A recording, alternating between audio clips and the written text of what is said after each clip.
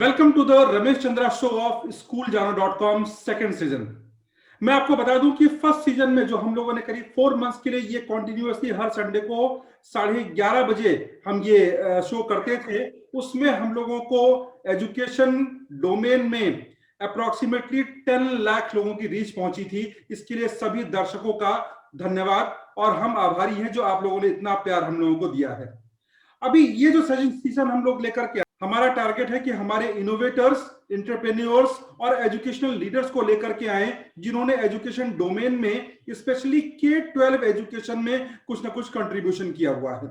तो आज हमारे इस सेशन में हमारे साथ हैं यंग साइंटिस्ट आनंद पांडे जी, जिन्होंने बहुत सारे अवार्ड जीते हैं उत्तर प्रदेश सरकार की तरफ से, अन्य संस्थाओं की तरफ से 20 से ज्यादा अवार्ड इनको मिल चुके हैं, 10 से ज्यादा इनोवेटिव पेटेंट्स इनके पास हैं, 6 रिसर्च पेपर पब्लिश कर चुके हैं और इनको आज हमारा अपने इस सेशन में इसलिए लेकर के आए हैं ताकि एक एनकरेजमेंट मिले उन सारे बच्चों को जो इस सेशन को देख रहे होंगे, इस लाइव सेशन को देख रहे होंगे, उनको ये जानकारी मिले कि कैसे एक इनोवेटिव चीजों को लॉन्च किया जा सकता है और कैसे हम काम कर सकते हैं। आनंद जी, स्वागत है आपका इस सेशन में। बहुत बहुत धन्यवाद सर, नववर्ष की बहुत बहुत बधाई आप सभी को। Thank you Anand ji. कुछ क्वेश्चन हमारे बहुत सारे दर्शकों के दिमाग में होते हैं, बहुत सारे बच्चों के दिमाग में होते हैं कि साइंटिस्ट कैसे बन सकते हैं। बड़े बड़े नामों को लोग जानते रहते हैं, जिन लोगों को नोबेल प्राइज मिलता है या बड़े ऐसे अवार्ड मिलते हैं जो नेशनल लेवल पे होते हैं उनको लोग जानते हैं। हालांकि आप भी प्रदेश लेवल पे और नेशनल लेवल पे बहुत सारे अवार्ड जीत चुके हैं, लेकिन सवाल यहां पर यह उठता है कि कैसे लोगों को इंस्पायर करें। तो मेरा पहला सवाल यह होता है कि नॉर्मली जब बच्चा बीटेक कर लेता है, एमटेक कर लेता है, तो पहली चीज ये होती है कि उसके दिमाग में आता है कि हम किसी मल्टीनेशनल कंपनी में जॉब कर लें। मल्टीनेशनल कंपनी में जॉब करते अपने आप को सिक्योर करें, मदर फादर फैमिली से कोई एक सिक्योरिटी दें, उसके बाद हम बाकी चीजों पे ध्यान देंगे। और फिर वो लॉन्ग लाइफ, वो 99 का जो गेम होता है उसमें वो चलता रहता है, उसमें कोई खास परिवर्तन नहीं हो पाता है, वैसी चीजें चलती रहती हैं। तो मैं आपसे जानना चाहूंगा कि बीटेक करने के बाद, फिर उसका एमटेक करने के बाद कैसे अपने आप को आपने इस इनोवेटिव फील्ड में डाला और कैसे आप एक साइंटिस्ट बनने के लिए आगे आए। 6 पेपर्स आपने पब्लिश किए इतनी कम उम्र में, आपने 10 पेटेंट्स कराए इतनी कम उम्र में, ये एक अचीवमेंट है सबके लिए। तो प्लीज इसके ऊपर थोड़ा सा फोकस डालें। बहुत बहुत धन्यवाद सर। सबसे पहले हम ये बताना चाहेंगे कि जब हम शुरुआत करते हैं तो हमारे माँ बाप का, उनकी भी एक इच्छा होती है कि हम जीवन में कुछ बने, और कुछ उनके ऊपर बर्डन होता है कि नहीं हमें ये ऐसा बनना है, समाज को देखकर बनना है। लेकिन हम सबसे पहले अपने स्टूडेंट्स को, सभी लोगों को, दर्शकों को ये बताना चाहेंगे कि आपके जेहन में, आपके दिमाग में जो भी चीजें हों, आपका जो दिल जिस तरफ बढ़ने के लिए आपको प्रेरित करता हो, आपकी आत्मा जिस तरफ जो काम करने के लिए वो प्रोत्साहित करती हो, आप उसी तरफ ही जाए। मैं शुरुआत से जब से पढ़ाई भी कर रहा था तो इंटर लेवल पे ही बहुत सारे ऐसे प्रोडक्ट बनाता था, तो हमारी इंटरेस्ट धीरे धीरे जागती गई। और जब हम इंजीनियरिंग में हम दाखिला लिए तो सबसे पहले हमने ये जानने की कोशिश की कि वाकई में इंजीनियर होते क्या है। क्योंकि हम लोग जब जाते हैं तो इंजीनियर की डिफिनेशन आती है, इंजीनियर के बारे में समझा जाता है कि वाकई में हम इंजीनियर बनेंगे तो किस योग्य बनेंगे, आगे चलकर क्या करें। तो सर्वप्रथम सभी इंजीनियर्स के लिए भी एक संदेश है कि सबसे पहले वो अपने अंदर ये फीलिंग लाएं कि वाकई वो इंजीनियर है। जब तक उनके अंदर खुद की फीलिंग नहीं आएगी, वो इंजीनियरिंग की एक्टिविटी वो नहीं कर सकते हैं। क्योंकि उनको लगता है कि हम केवल महज एक कोर्स को ग्रहण करके रह जाएंगे, एक शिक्षा लेकर रह जाएंगे, एक डिग्री लेकर रह जाएंगे, लेकिन उनको ऐसा कुछ भी नहीं करना है। उनको सबसे पहले अपने अंदर एक फीलिंग लानी है। जब फीलिंग आती है एक इंजीनियरिंग स्टूडेंट की, उनकी एक्टिविटी ऑटोमेटिक, वो उनकी जितनी भी शक्तियां होती हैं वो एक इंजीनियर बनाने के क्षेत्र में लग जाती हैं और धीरे धीरे अपने आप सारी चीजें होने लगती। तो ऐसे ही मेरे लाइफ में हुआ जब हम 2010 में उस समय हम पढ़ाई कर रहे थे इंजीनियरिंग की। तो उस समय हमारे माइंड में एक आइडिया आया कि 38 देशों में ड्राइवरलेस ट्रेन चल रही थी और 2010 में ऐसे ही ट्रेन में सफर करने का वक्त मिला मुझे, तो वहां पे सफर किया। लेकिन ये मेरे दिमाग में हमेशा उठती रही कि वाकई में विदेश से लाई गई है, वहां की टेक्नोलॉजी है, आज देश में ऐसा नहीं कर सकते हैं। हम पहले एक मॉडल तो तैयार करें। उसका अध्ययन किया हमने, वो मॉडल बनाया और मॉडल बनाने के बाद 2015 में से माननीय मुख्यमंत्री द्वारा सम्मानित भी किया गया। तो एक इनोवेटर की जो भूख होती है कि उसको सम्मानित करना, उसको इनकरेज करना, वाकई में इनकरेजमेंट एक बहुत बड़ी भूख होती है। किसी भी इनोवेटर को अगर इनकरेज करना है तो उनको धीरे धीरे उनकी शक्तियों को समझिए, उनको उनके इंटरेस्ट को समझिए। जब तक आप उनको समझेंगे नहीं, वो उनकी आत्मा को पकड़ना पड़ता है। और उसको पकड़ने के लिए हर जगह नए नए प्रोग्राम्स ऑर्गेनाइज करने पड़ते हैं, उनकी शक्ति को पहचानना पड़ता है। जैसे कि अब हम शुरुआत करेंगे, ये बताएंगे कि इनोवेशन, जैसे सर ने पूछा कि इनोवेशन कैसे करने का विचार है। ये सारी चीजें जब हमारे दिमाग में आ गई और मुझे इतना सम्मान मिल गया सारी चीजें, तो हम अब पीछे नहीं जा सकते, क्योंकि हमारा माइंड, हमारा जो इंटरेस्ट था वो इनोवेशन में लग गया पूरी तरह, और हम उसी को जीना शुरू कर दिए। और वाकई में हमने बहुत अच्छे से जिया और इनोवेशन को अच्छे ढंग से समझा। इंजीनियरिंग के बाद इनोवेशन करने का जो विचार आया कि इनोवेशन को अच्छे से हमने समझा, उसको अच्छे से आत्मसात किया। और वास्तव में हम सभी देखते हैं कि हमारी जितनी भी महापुरुष हैं, कुछ नया नया संदेश दिए। और हम यहाँ जिक्र करना चाहेंगे कि स्वामी, हमारे देश के महापुरुष थे, स्वामी विवेकानंद का जिक्र करना चाहेंगे। उन्होंने हमेशा कहा है कि हर एक इंसान के अंदर एक ऐसा गुण होता है जो कि वह खुद कर सकता है, उसके अलावा उसकी अच्छाई से कोई भी व्यक्ति उस गुण को आगे बढ़ा नहीं सकता है। यानी वह कार्य उससे अच्छा, उससे बेहतर कोई नहीं कर सकता। तो वाकई में मेरे अंदर जो था इनोवेशन का गुण, उसको मैंने अच्छे से समझा और उसी पर हमने काम करना शुरू किया। और इनोवेशन के हमने 5 स्टेप बनाए। उस 5 स्टेप को समझकर हमने अच्छे तरीके से उसको लोगों में परोसा भी, और आगे भी चलकर हम प्रयास करते हैं कि आज हम 5 स्टेप को जल्दी से हम बताना चाहेंगे यहाँ पे। सबसे पहला एक आइडिएशन जो स्टेप आया हमारे माइंड में कि अगर हम मान लीजिए कि आज हमारे माइंड में विचार चल रहा है कि पर डे आप भी और हम सभी लोग अपने प्रोफेशनल लाइफ में, हम सभी लोग घर से बाहर निकलते हैं, एक सोच के निकलते हैं कि चलेंगे इतना, हमें 10 काम है, 10 कामों को लेकर हमें आज करके एंड करना है। तो वाकई में पर डे मेरा भी एक काम रहता है कि मैं एक नोटबुक की एक छोटी सी स्लिप लेता हूँ, उसमें नोट करता हूँ कि आज सुबह से लेकर शाम तक मेरे ये काम है, इसको हमें जाना ही, हर हाल में काम को करना ही करना है।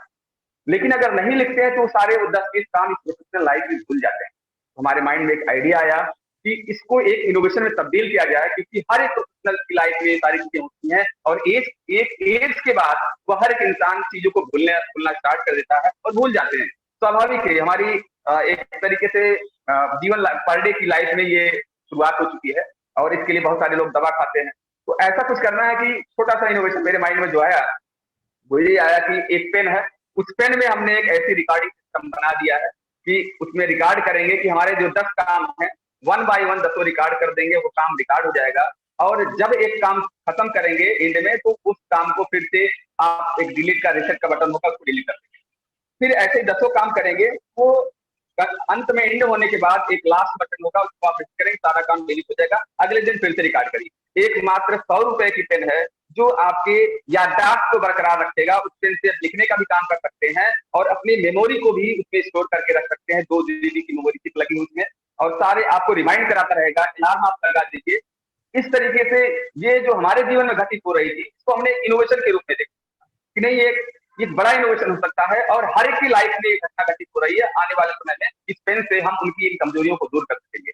आने वाले समय में आप मार्केट में इस पेन को भी देखेंगे। तो ये आइडिएशन लेवल आया, इसको हमने प्रोटोटाइप में डेवलप किया। प्रोटोटाइप में डेवलप करने के बाद अब फुल इम्प्लीमेंट करके इसको मार्केट रिसर्च करके इसको सामने लाएंगे, क्योंकि यह इस पेन की बहुत बड़ी जरूरत है समाज को और हर एक व्यक्ति को जरूरत है, क्योंकि वो भूल जा रहा है आपकी जिंदगी में। हम दवा क्यों खाएं? क्योंकि दवा खाने से एक और डिजीज उत्पन्न हो जाती है हमारे दिमाग में या हमारे शरीर में, बॉडी में बहुत सारी बीमारियां उत्पन्न हो जाती है। तो अच्छा है कि हमारा खुद का इनोवेशन हो, इसका इस्तेमाल करके हम समस्या का समाधान कर सकते हैं। तो ये रहा इनोवेशन के बारे में। इस तरीके से हमारे माइंड में इनोवेशन करने का जो विचार आया। बहुत अच्छी बात कही आनंद जी आपने। ये एक्चुअली जितने भी स्टार्टअप्स मार्केट में आ रहे हैं इंडिया में या फॉरेन कंट्रीज में, जो भी स्टार्टअप आ रहे हैं, उसके लिए एक कीवर्ड जो कह सकते हैं कि प्रॉब्लम है, उसका सॉल्यूशन है। तो अभी जो आपने बात कही, बहुत अच्छी बात कही कि समस्या क्या है कि लोगों की मेमोरी पावर, लोग कैसे चीजों को भूल जाते हैं और डे टू डे लाइफ में व्यस्तता की वजह से चीजों को मिस करने लगते हैं। You have given the proper appropriate solution of that, कि प्रॉपर सॉल्यूशन उसका क्या है वो आपने वहां पर देने की कोशिश की। बहुत अच्छी बात है। अभी मैं आगे बढ़ूंगा यहाँ पर। हमारी गवर्नमेंट, भारत सरकार ने बहुत बड़ा चेंज NEP 2020 के फॉर्म में लिया है। हम लोग basically schooljana.com school search engine है, टीचर्स जॉब पोर्टल है और स्कूल K-12 एजुकेशन तक बहुत सारे काम हम लोग करते हैं। स्कूल्स को बहुत सारी सर्विसेज प्रोवाइड करने की कोशिश करते हैं। दैट टू अभी सब कुछ फ्री ऑफ कॉस्ट हम लोग करने की कोशिश कर रहे हैं। तो अभी ये NEP में जो गवर्नमेंट ने चेंजेस किए हैं उस पे ये ले करके आए हैं कि क्लास 6, 7, 8, ऑल्दो चेंजेस बहुत सारे हैं, लेकिन 6, 7, 8 में हम मेजर चेंजेस देख पा रहे हैं, जिसमें वोकेशनल ट्रेनिंग्स के थ्रू बच्चों को कुछ ना कुछ सिखाए जाने की कोशिश हो रही है। वोकेशनल ट्रेनिंग में जो आप बेसिकली आईटीआई में या बीटेक में बहुत सारी चीजों को जाकर के सीखते हैं, देखते हैं, जो टेक्निकल चीजों को आप वहां पर समझने की कोशिश करते हैं, उस टेक्निकल चीजों को बेसिकली गवर्नमेंट बेसिक लेवल पे 6th 7th 8th में इंट्रोड्यूस कर रही है। तो आपको इसमें क्या लगता है कि अगर ये हमारी शिक्षा पद्धति, ये जो मेथोडोलॉजी है, नेशनल एजुकेशन पॉलिसी जो है हमारी है, ये आज से 5 साल बाद अगर ऐसी कंटिन्यू रहती है तो लोग इसको अडॉप्ट करते हैं, तो उस कंडीशन पे आने वाली जो हमारी जनरेशन है उसमें से कितने इनोवेटर्स निकल सकते हैं अगर सही मायने में इसको अडॉप्ट कर लिया जाए तो? बिल्कुल सर, बहुत अच्छा प्रश्न किया। वाकई में ऐसा प्रश्न जहां से आता है तो एक मन प्रफुल्लित हो जाता है कि वाकई में हमारे देश में कुछ हो रहा है। और यह प्रश्न जानकर में हर्ष हो रहा है कि जो नई शिक्षा नीति बनी है 2020 की, उसमें जो पहली गाइडलाइन है और जो पहला प्रश्न वहां से उठता है कि शिक्षकों के साथ साथ अभिभावकों को भी जागरूक किया जाए। बहुत अच्छा पॉइंट वहां पे रखा गया है शिक्षा नीति में कि शिक्षक तो हमें शिक्षा देते हैं, ज्ञान देते हैं, और किताब में जो भी ज्ञान होता है उसको हमारे हमारे स्टूडेंट के सामने उसको पढ़ाते हैं। इसके साथ साथ उनके गार्जियन को भी जागरूक करने की बहुत बड़ी जरूरत है। उनका बच्चा किस लेवल में, किस तरीके से सीख रहा है, कितना ज्ञान उसको अर्जन हो रहा है, तो उसकी भी वैल्यू एडिशन एक तरीके से अपने परिवार में होता रहे। यानी अभिभावकों को शिक्षित करने का भी एक प्लान गवर्नमेंट ने रखा है। वाकई में हमारे माइंड में एक आइडिया आया कि जब इस पॉइंट को नई शिक्षा नीति 2020 में रखा गया तो उस समय ही मेरे दिमाग में एक ऐसा आइडिया है कि गांव स्तर पर अगर हम ग्रासरूट लेवल पर देखा जाए तो गांव में एक ग्राम प्रधान होता है, और उस ग्राम प्रधान के जरिए उसको अगर हर एक ग्राम प्रधान को, पूरे भारतवर्ष में जितने ग्राम प्रधान है उनको अगर निर्देशित किया जाए और उनसे ये बोला जाए कि जितने भी आपके कॉन्स्टिट्यूएंसी में, आपके गांव में जितने भी स्कूल के बच्चे आते हैं, जितने ग्रासरूट लेवल के किसान आते हैं, फार्मर्स आते हैं, सबके मन में एक आइडियाज होते हैं, तो उस ग्रामीण स्तर पर एक विज्ञान महोत्सव का आयोजन किया जाए ताकि उस एरिया के सारे बच्चे वहां पर अपने इनोवेशन को, अपने आइडियाज को शोकेस कर सकें। इसके बाद उसका वैल्यूएशन हो, किसी अधिकारी को बुलाया जाए, वहां वैल्यूएशन के बाद उसको डीएम के पास, जिला अधिकारी के पास भेजा जाए, वहां से वैल्यूएशन करके फिर सरकार के पास ला जाए। तो आप ये समझ सकते हैं कि अगर एक गांव से अगर हमें 10 से 15 आइडियाज ही मिलकर आते हैं और फिर एक जिला अधिकारी के पास आता है, उनको अवार्ड देकर सम्मानित किया जाता है, किस तरीके कितने आइडियाज पूरे भारतवर्ष से निकलेंगे और उसको एक बड़े स्तर पर एक प्रोटोटाइप बनाकर आगे बढ़ाने की जरूरत है। और ये शिक्षा नीति का जो पहला पॉइंट है, ये बहुत बड़े स्तर से कारगर होने वाला है। आने वाले समय में बहुत सारी ऐसी है कि जब उनको प्रोत्साहित करते हैं तो उनकी क्षमता भी बढ़ती है, उनके अंदर कैपेसिटी होती है कि नहीं, आज मुझे शायद से अवार्ड मिला क्योंकि हमने जो फील किया है, हमारी लाइफ में जो घटित हुई घटना है वो हम आपसे साझा करना चाहेंगे कि सम्मान एक ऐसी, किसी भी इनोवेटर और किसी भी वैज्ञानिक के लिए सम्मान एक ऐसी खुराक है कि एक दवा का काम करती है और उनको कभी पीछे नहीं हटने देती। उनको ये ऐसा लगता है कि नहीं, अब हम इसीलिए ही बने हैं और ऐसा हम करेंगे हमेशा और करके रहेंगे। और उनके अंदर एक सबसे बड़ी भावना जो होती है, सच्ची राष्ट्रभक्ति की भावना उनके अंदर समाहित हो जाती है। उस राष्ट्रभक्ति भावना को वो जीते हुए अपने देश के लिए कुछ नया नया करते रहते हैं। इसी तरीके से हमें समाज में और कुछ करने की जरूरत है। और सबसे बड़ी चीज यह है कि इस शिक्षा नीति में एक पॉइंट और रखा गया है जो कि है नैतिकता को बढ़ावा देना। आज के समय में हमें गुरु और शिष्य का जो रिश्ता है उसको भूल जा रहे हैं। वो प्रणालियां जो हम शिक्षा और दीक्षा लेते थे गुरुकुल के समय में, वो सारी चीजें फिर से आ रही हैं। हमारे शास्त्रों ने बहुत पहले इसका वर्णन किया था और हम लोग इसको जिए हैं, क्योंकि हमारे जितने भी गुरु हैं हमें लगता है कि वो भगवान से भी बड़े हैं, क्योंकि गुरु ही एक ऐसा होता है तो भगवान से मिलने का रास्ता दिखाता है। तो आज के समय जो नैतिकता का बढ़ावा दे रही है सरकार, ये बेहद ही बहुत ही बड़ा कदम है। ऐसे में बच्चे अपने गुरु का सम्मान करना सीखेंगे और उनके अंदर गुरुत्व की भावना आएगी कि नहीं, हमारे गुरु हैं, इनकी कृपा से हम लोग आगे बढ़ रहे हैं। गुरु की शिक्षण से ही कोई भी व्यक्ति आगे बढ़ता है। कभी गुरु का अपमान नहीं करना चाहिए, सदैव उनका सम्मान करते हुए हमेशा जीवन में आगे बढ़ना चाहिए। इस शिक्षा प्रणाली से बहुत बड़ा सुधार आने वाला है। जी, बहुत अच्छी बात आपने कही आनंद जी। एक चीज मैं ये देख रहा था कि आपका, जब मैं प्रोफाइल पढ़ रहा था तो मैंने ये देखा कि आपने 300 से ज्यादा इंजीनियर्स को ट्रेन किया है अलग अलग ट्रेड में। 200 से ज्यादा अलग अलग इनोवेटर्स को आपने ट्रेन किया है। That means we can say कि मोर देन 500 to 600 लोगों को आपने अब तक अपने पूरे 5 साल के करियर में ट्रेन किया है। तो अभी एक एज ए एजुकेशनल लीडर जो हम लोग देखते हैं, तो हमारे प्रोफेसर हांडू साहब हैं, हम जिनको हम अपना मेंटर मानते हैं। तो नॉर्मली वो ये कहते हैं कि leadership means to create the other leaders, कि आपकी लीडरशिप तब है जब आप दूसरी लीडरशिप क्रिएट करें। तो आपके उन 500-600 लोगों को जिनको आपने ट्रेन किया है, वो आपके इस एजुकेशनल डोमेन में या इस ट्रेनिंग सेशंस में आगे जाकर के क्या अपने आगे कुछ चीजों को बढ़ा रहे हैं, उससे कुछ बच्चों को और बेनिफिट मिलने वाला है? क्या हम ये मान के चलें कि ऐसे बहुत सारे ट्रेनिंग सेशन से और भी इनोवेटर्स निकलेंगे जो आगे जाकर के बड़े लेवल पर तो लोग कॉपरेट करते ही हैं, K-12 एजुकेशन में भी वो अपना कुछ ना कुछ कंट्रीब्यूशन रखेंगे, जिससे कि स्कूल से पढ़ने वाले बच्चों को इनोवेटिव बनने का एक रास्ता क्लियर होगा? बिल्कुल सर, बहुत अच्छी बात कही, हमारे दिल की बात आपने छीन ली। और मुझे बेहद अच्छा लगा कि क्योंकि हम हर सेशन में जब भी ट्रेनिंग देने जाते हैं, बहुत सारे लेक्चर हमने अटेंड किए, और हमारे साथ के जितने भी बच्चे हमारे यहाँ ट्रेनिंग करने के लिए आए, उनमें से कई जो बेहद फेमस हो गए, उनमें से एक सबसे पहले रहा डिजिटल मजदूर वीरेंद्र कुमार मटुआ का ये छात्र था। इसने एक बार ऐसी एक मुलाकात हुई थी, बोला कि सर मेरे पास एक आइडिया है, और उस आइडिया में उसने अपने पिता का जिक्र किया। सबसे बड़ी बात थी कि उसके पिताजी प्लम्बर थे, और प्लम्बरिंग के घर के करते, मतलब प्लम्बरिंग का काम करते थे, और उससे वो उसके पढ़ाई का खर्चा निकालते थे उस बच्चे का। तो उसने अपने पिता की पूरी कहानी हमसे शेयर की, तो मुझे लगा कि वाकई में बच्चा जेन्युइन है और एक अच्छी सोच है। उसने बताया कि पापा जब जहाँ काम करने जाते थे, वहां पर उनको सही समय पे दिहाड़ी नहीं मिलती थी, उनको उनको समय पर पैसा नहीं मिला, और ऐसे में मुझे ऐसा आइडिया आया कि जितने भी लेबर चौराहे पर एकत्रित होते हैं, उन सबकी एक बहुत बड़ा एक दर्द होता है उनके अंदर कि एक बार चौराहे पे चले आते हैं, कोई बेचारा उसको काम पे नहीं ले जाता है, ऐसे सैकड़ों लोग छूट जाते हैं। तो उसने एक वेबसाइट बनाई, एक ऐप बनाया, और उसमें प्लम्बर है, जितने भी मजदूर लेवल के थे, चाहे वो मिस्त्री थे, चाहे वो टेलर थे, जितने भी लोग, सबको एक एकत्रित करके उसने एक ऐप बनाया, और एक कॉल सेंटर उसने डेवलप किया कि इस कॉल सेंटर पर सबको कॉल करके बुलाएंगे, और यहीं से ही रोजगार सबको मिलेगा, और कहीं इधर उधर भटकने की जरूरत नहीं पड़ेगी। तो आज भी उसके डिजिटल मजदूर नाम से ट्रेडमार्क हमने रजिस्टर कराया। खुद जो भी पैसा लगा, बहुत सारी चीजें जो भी उसको कमियां दिखी, हमने पूरी तरीके से उसकी ड्राफ्टिंग कराई।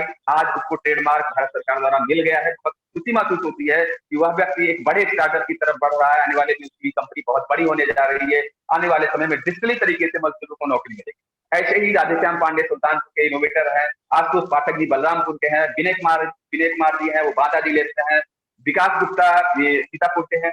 ऐसे कम से कम 50 लोगों की लिस्ट है जो हमसे कनेक्टेड है, और बहुत सारे ऐसे इनोवेटर की लिस्ट आने वाले समय में मिलता जाएगा कि जो देश के लिए नई नई कंपनी और नए नए प्रोडक्ट बनाकर हमारे देश की आर्थिक स्थिति में एक बड़ा सुधार करने वाले। बहुत अच्छा आनंद जी। मैं देख रहा था कि आपने लगभग 200 से ज्यादा लेक्चर्स लिए हैं और वर्कशॉप अटेंड किए हैं।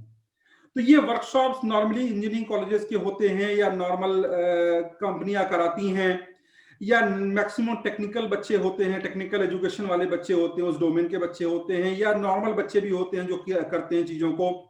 तो वो जो वर्कशॉप आप अटेंड करते हैं, जिसमें आप अपनी स्पीच देते हैं, उनको मोटिवेट करते हैं, इनोवेटिव होने के लिए रास्ते बताते हैं, उसमें से क्या रिजल्ट आपको मिलता है? कि क्या ये ऑनलाइन भी या ऑफलाइन जिस भी तरह से आप उनको कनेक्ट कर रहे हैं, उसमें से कुछ बच्चे ऐसे निकल करके आते हैं जो आपसे मोटिवेट हो करके, या यूं कह लीजिए कि सेल्फ मोटिवेट हो करके वो कुछ इनोवेटिव करने की कोशिश करें, अपनी मुख्य धारा जो आपको नौकरी करने से हट करके कुछ नया करने की कोशिश करें? ऐसे कितने लोग आपकी जानकारी में हैं और उसका क्या इफेक्ट मिलता है?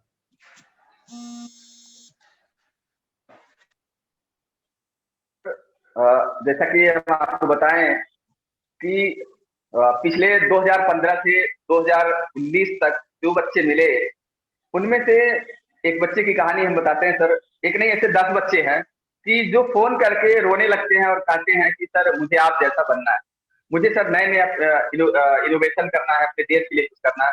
उनके अंदर एक देशभक्ति की भावना होती है। तो ऐसे सभी बच्चों को हमने अपने लैब में बुलाया, अपने लखनऊ में।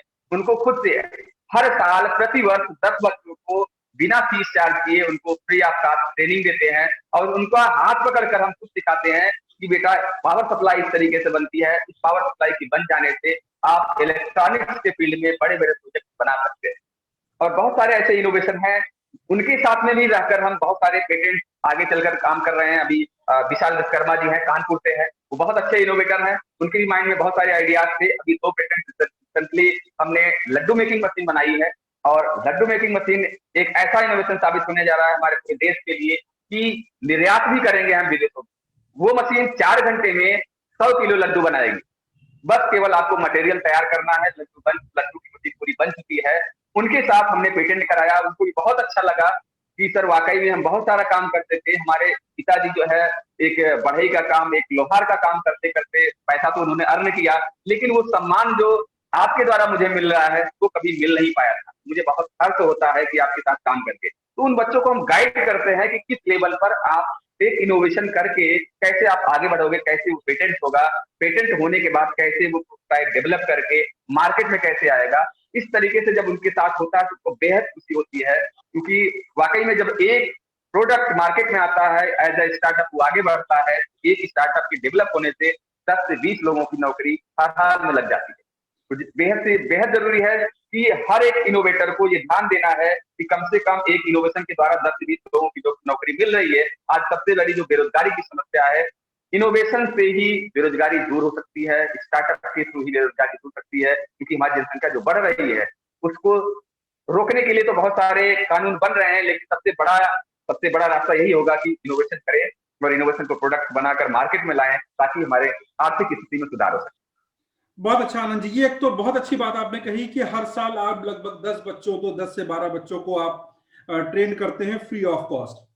तो जितने भी स्कूल्स हमारी इस शो को देख रहे हैं, अभी लाइव देख रहे हैं, उन सभी स्कूल से निवेदन है कि आपके स्कूल के जो भी टैलेंटेड बच्चे हों उसको स्कूल जानों के माध्यम से आनंद जी के पास तक पहुंचाने का प्रयास करें। जो टैलेंटेड बच्चे हैं वो अच्छी जगह पर पहुंच पाएंगे, कोई फीस उनको नहीं पे करनी है उसके लिए, और एक इनोवेटिव तरीके से चीजों को लेकर के आ पाएंगे। मैं बहुत सारी चीजें देखता हूँ भाई, नॉर्मली जब आप मार्केट में निकलते हैं तो आप देखते हैं गाड़ी बनाने से लेकर के बहुत कुछ ऐसा होता है जहां पर बहुत सारे बच्चे चीजों को असेंबल करते बनाते हुए देखे जाते हैं।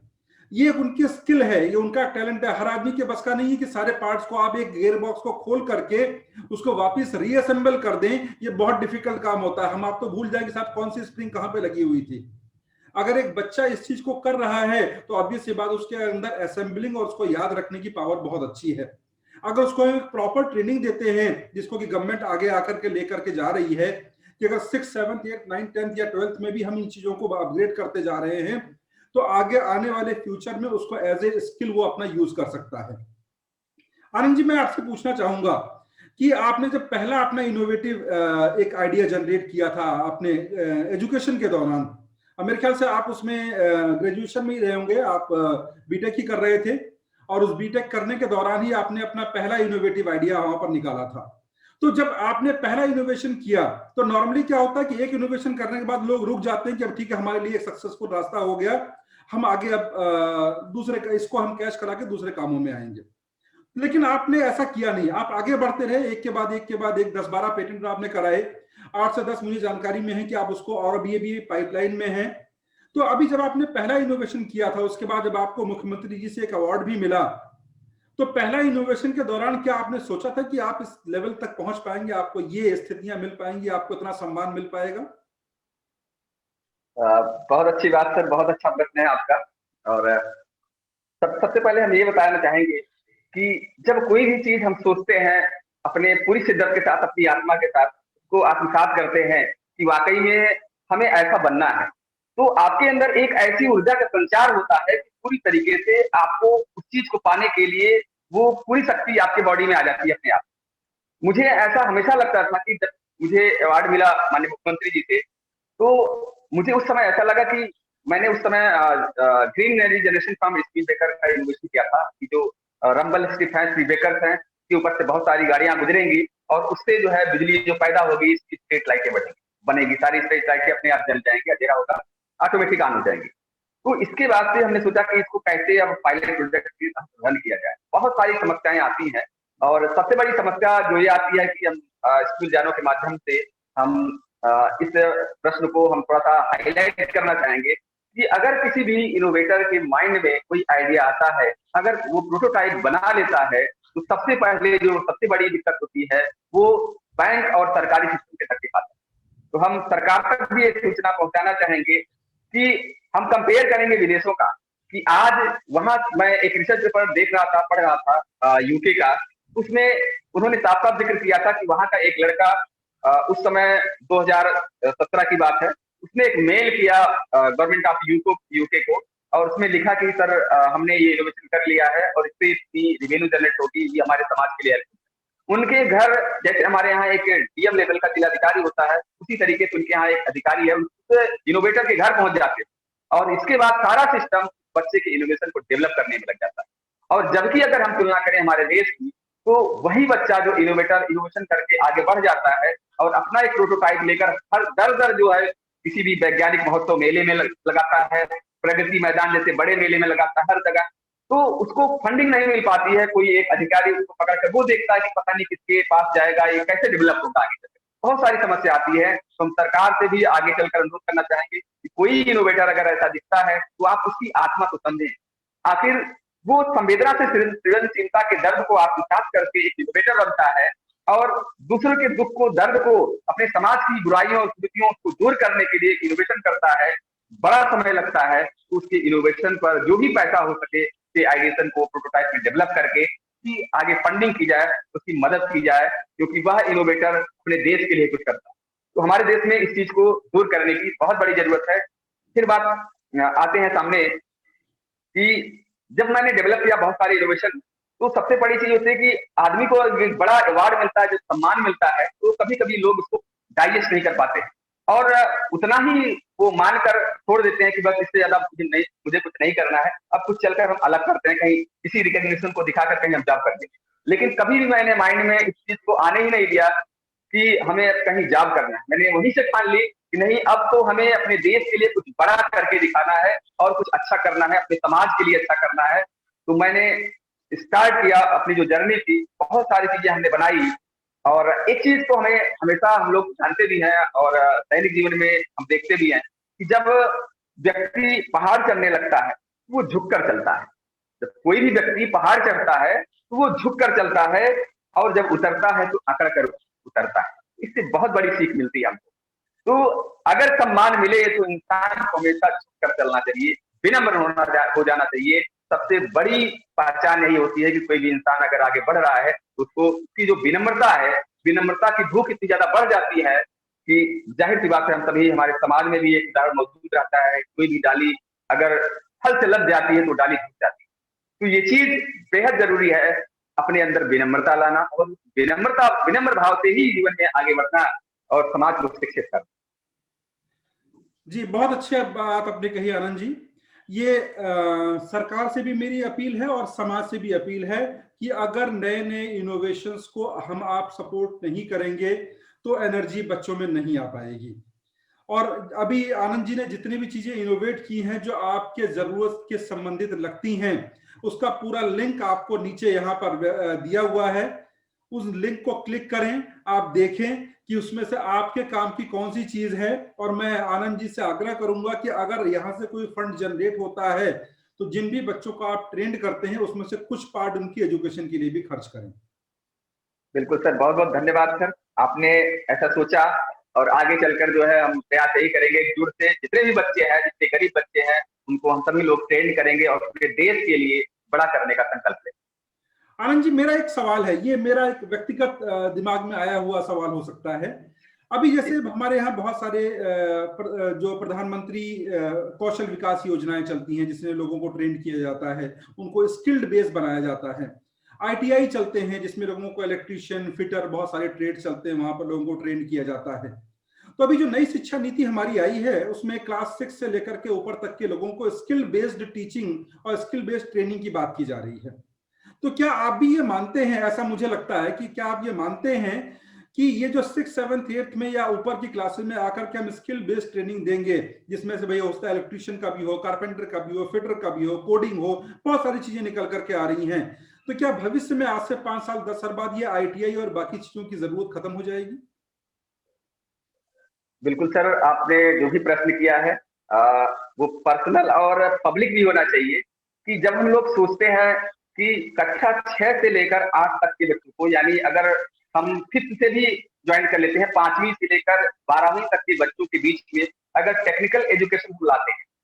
अब हम आपको उदाहरण फिर से हम फॉरेन में ले जाना चाहेंगे कि चाइना, जापान, जर्मनी, जितने भी देश हैं, उनके बच्चे उसी 6 से 12 तक के बीच में इतना इनोवेशन करके पास और फेल हो जाते हैं। उनके अंदर एक ऐसा एक प्रॉपर्टी डेवलप हो जाती है एंटरप्रेन्योर बनने की, क्योंकि वो बचपन से ही वो सारी चीजें सीखना स्टार्ट कर देते हैं। हम जब बीटेक लेवल पे आते हैं तब हमें समझ में आता है कि इंटरप्रेन्योर क्या होते हैं, इंजीनियर क्या होते हैं। वो चीज पहले से ही हमारे सिलेबस में एक ऐसा कंटेंट, कोर्स ऑफ कंटेंट बनना चाहिए जिस उस कोर्स को पढ़ने के बाद बच्चों के माइंड इतना नॉलेज डेवलप हो जाए कि उनको ये पता हो जाए कि इनोवेशन करने के बाद आदमी इंटरप्रेन्योर बनेगा कैसे। तो जब ये चीज बेहद मतलब सारी चीजें कोर्स में समाहित हो जाएंगी और उनको इस टेक्नोलॉजी का पूरी तरीके से उसको जानकारी हो जाएगी, तो आने वाले समय में आईटीआई के सिलेबस से अगर मैच किया जाएगा कि वहां से उनके माइंड में क्या डेवलपमेंट हो सकता है, तो मैच करके अगर कुछ चीजें मिसलिनियस है, कुछ मिल रही है एक दूसरे से, तो उन चीजों को हटा दिया जाना चाहिए था। और हटा देना मतलब आने वाले समय में हट भी सकता है। तो ऐसा मुझे भी लगता है कि जब ये चीजें टेक्नोलॉजी डेवलप हो जाएंगी तो आने वाले समय में ऐसे कोर्सेज को हटा देना ही बेहतर होगा। जी बिल्कुल, अच्छी बात। ये सवाल मेरा इसलिए भी था क्योंकि बहुत सारे स्कूल के प्रिंसिपल्स, ओनर्स इस प्रोग्राम को होता देख रहे होंगे, और ये एनईपी को लागू कराना एक्चुअली सरकार का काम नहीं है। अगर मैं इथिकली देखूं तो एनईपी बनाना सरकार का काम का था, लेकिन उसको अपने स्कूल में कितनी जल्दी हम अडॉप्ट कर लेते हैं और कितना उसको अपने अंदर आत्मसात कर लेते हैं, बच्चों को कितना अच्छा उसको पहुंचा पाते हैं, ये बेसिकली स्कूल्स का ही काम है। जितना जल्दी हम इंप्लीमेंट कर देंगे उतना जल्दी जो एक गैप है, जिसमें आप ये देखते हैं कि एक मैकेनिकल इंजीनियर है जो हो सकता है कि प्रॉपर तरीके से आपको एक गाड़ी के इंजन की वो छोटे छोटे टेक्निकल पॉइंट्स ना जान पा रहा हो, एक बड़े लेवल पे वो कर रहा है, लेकिन जो एक टेक्नीशियन होता है उसमें और मैकेनिकल इंजीनियर में जो बहुत बड़ा गैप होता है, हो सकता है कहीं ना कहीं आप उसमें पोस्ट वाइज ना सही लेकिन फाइनेंशियल गैप्स को आप फुलफिल कर पाएंगे, जो कि एक्चुअली फॉरेन कंट्रीज में है। अगर आप नोटिस करेंगे तो जिस तरह से हमारी एनईपी यहां पर बनी है जर्मन एजुकेशन सिस्टम को लेकर के और बाकी और कंट्रीज के एजुकेशन सिस्टम को लेकर के, वहां पर इन लोगों में फाइनेंशियल गैप्स इतने नहीं हैं। जब फाइनेंशियली गैप इतने ज्यादा नहीं होंगे तो ऑब्वियस सी बात है उनकी सोशल अपीयरेंस भी जो होगी, जो सोशल प्रेजेंस भी होगी और सोशल एक्सेप्टेंस जो होगी वो अपने आप बढ़ जाएगी। इसका बेनिफिट हमको आज नहीं, हो सकता 10 साल 20 साल बाद देखने को मिलेगा। चीजें धीरे धीरे होने वाली होंगी। इसलिए हम आनंद जी को यहां पर लेकर के आए ताकि और भी जो हमारे बच्चे हैं, जो स्कूल के बच्चे हैं, जो छोटे बच्चे हैं, इनसे इंस्पायर हों, चीजों को सीखें, देखें और समझें कि कैसे बिना सोर्सेस के भी, कम सोर्सेस के भी अपने आप से भी चीजों को लगा करके और सेल्फ मोटिवेट होकर के भी लाइफ में बहुत कुछ किया जा सकता है। जॉब करना ही एक end of the life system नहीं है, आपको और भी ऑप्शंस मिलते हैं। थैंक यू आनंद जी हमारे शो पर आने के लिए। मैं चाहूंगा कि आपको सतत ग्रोथ मिले, कॉन्टिन्यूस आपको ग्रोथ मिले, और मैं अपील करूंगा उन सभी स्कूल से कि जो इस शो को देख रहे हो वो आनंद जी से कनेक्टेड रहें, और जो भी बच्चे इसमें इंटरेस्टेड हों, इनोवेटिव हों, उनको हमारे थ्रू इनके पास तक पहुंचाने का प्रयास करें। Thank you so much sir, बहुत बहुत धन्यवाद। जय हिंद, जय भारत। Thank you Anand ji. मैं बताना चाहूंगा दर्शकों को कि ये जो शो हमारा आज मंगलवार को 5 तारीख को 11:30 बजे शुरू हुआ है, हम अब इसी को कंटिन्यू रखेंगे, लेकिन ट्यूसडे की बजाय नहीं, हम हर संडे को 11:30 बजे शो को कंटिन्यू रखेंगे। और 11:30 बजे का टाइम फिक्स कर लीजिए।